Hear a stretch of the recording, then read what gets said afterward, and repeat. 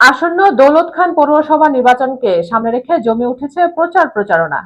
দীর্ঘ ১৭ বছর পর গণতান্ত্রিক পরিবেশ নির্বাচন হওয়ায় সম্ভাবনায় পৌরবাসীর মাঝে দেখা দিয়েছে নতুন উৎসাহ। দৌলত খান পৌরসভার ৮ নম্বর ওয়ার্ডে আলোচনায় রয়েছেন উপজেলা শ্রমিক দলের সভাপতি ও সাবেক সফল কাউন্সিলর নজরুল ইসলাম মিলন।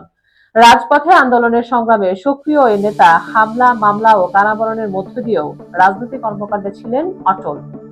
স্থানীয়ভাবে তিনি যুব সমাজের আইকন ও সাধারণ মানুষের আস্থার প্রতীক হিসেবে পরিচিত। রাজনৈতিক অভিজ্ঞতা, নেতৃত্ব গুণ ও জনসম্পৃক্ততার কারণে ইতোমধ্যে বিভিন্ন মহল ও সাধারণ ভোটারদের আলোচনায় উঠে এসেছে তার নাম। নজরুল ইসলাম মিলন জানান, ৮ নং ওয়ার্ডের উন্নয়ন ও একটি সুন্দর সমাজ গঠনে তিনি কাজ করতে চান।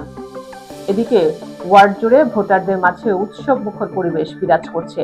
সাধারণ মানুষের প্রত্যাশা, যোগ্য নেতৃত্বের মাধ্যমে ৮ নং ওয়ার্ডে উন্নয়নের নতুন ধারা ফিরে আসবে।